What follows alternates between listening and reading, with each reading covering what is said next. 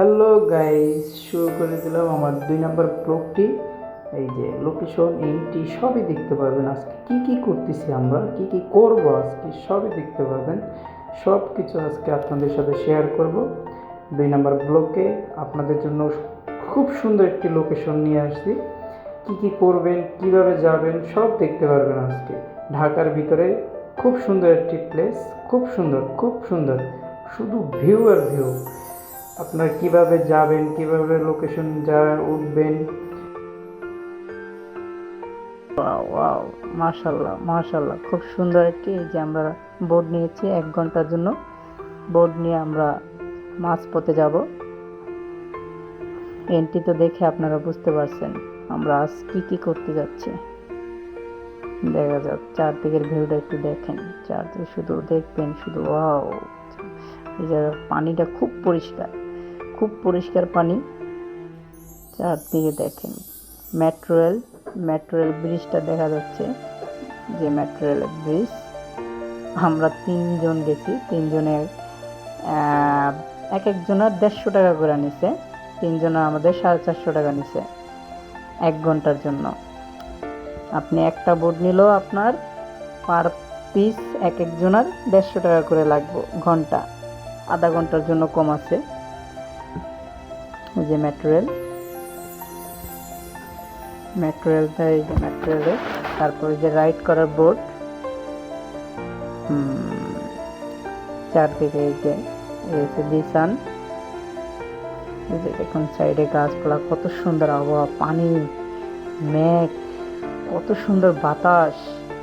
আমি এটা মাছ ধরেছি, আপনার জিনিসটা দেখছেন ছোট করে, আবার দেখতে পারবেন বড় করে দেওয়া আছে, দেখতে পারবেন।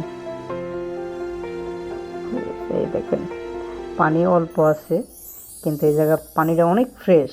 গোসল চাইলে গোসলও করতে পারবেন। আমরা 3 জনে গোসল করিনি, কিন্তু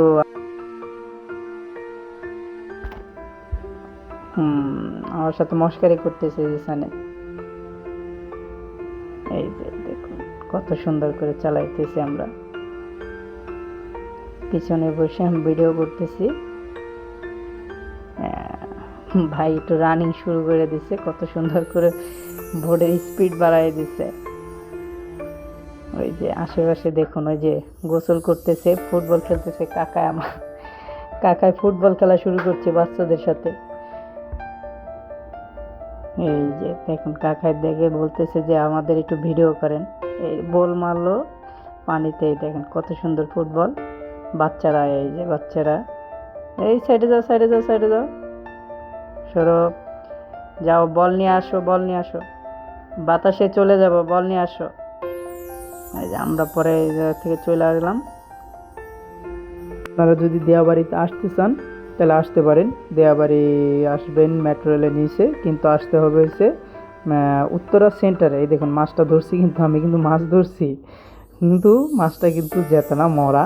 আপনাদের সাথে একটু অভিনয় করলাম, মাছটা কিন্তু আমি হাত দিয়ে লড়াইতেছি। ঠিক আছে, আসতে হবে আপনাদের উত্তরা সেন্টারে। সেন্টারে দিয়ে একটু সামনে পিলার নাম্বার 72, একটু সামনে আসলেই দেখতে পারবেন যে এই জায়গার নিচে আপনার দেওয়া আছে, বোট আছে, নিচে লোক আছে, লোকেদের সাথে কথা বলে আপনি বোট রাইড করতে পারবেন। ঠিক আছে, এই যে দেখুন চার সাইডের ভিউটা, ওয়াও, শুধু ওয়াও। সব সময় ভিউ ভালো থাকে না, আজকে আমরা গেছি আল্লাহর রহমতে খুব সুন্দর একটা ভিউ ছিল, খুব ভালো লাগছে আমাদের। দেখুন কত সুন্দর একটা ভিউ, মাশাআল্লাহ। দেখুন আপনারা আসতে পারেন। ঢাকার ভিতরে এত সুন্দর জায়গা কেউ কিন্তু লোকেশন খুঁজে পায় না। যাক, ফার্স্ট টাইম আমি মনে হয় দিলাম, আরও অনেকে দিতেও পারে, কিন্তু আমি জানি না। আপনারা আসবেন, দেখবেন, দেখে শুনে, কিন্তু আপনার রাইড করবেন, লাইফ জ্যাকেট কিন্তু পরে নেবেন।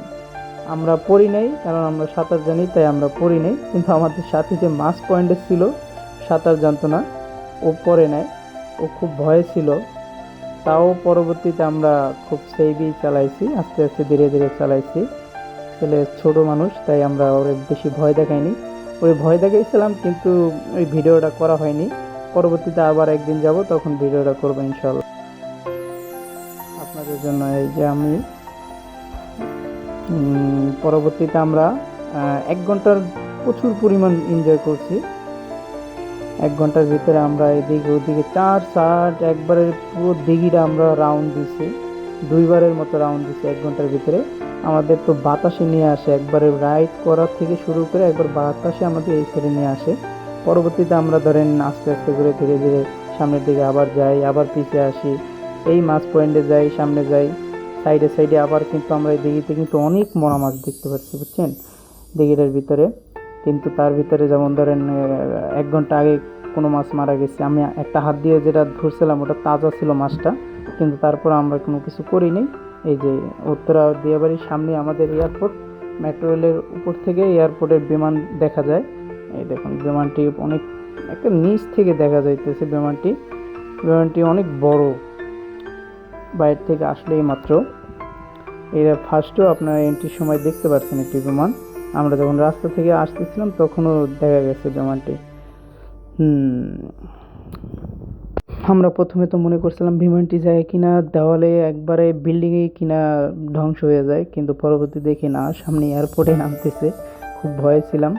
পরবর্তী বিমানটি এতটাই নিচে নামছে, অনেক বড় বিমানটি, নামতে নামতে নামতে একবারেই নিচে নেমে গেছে।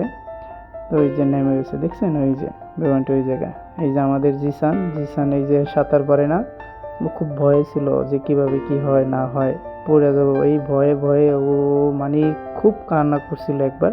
কিন্তু আমরা তো ওই ভিডিওটা করিনি, ও চালাইতেছে, পরবর্তী আমিও চালাইছি, ভিডিও করার কারণে আমি করতে শ্যুট নিতে পারিনি, ওরা ক্যামেরাও ধরতে চায় না, কিছু না।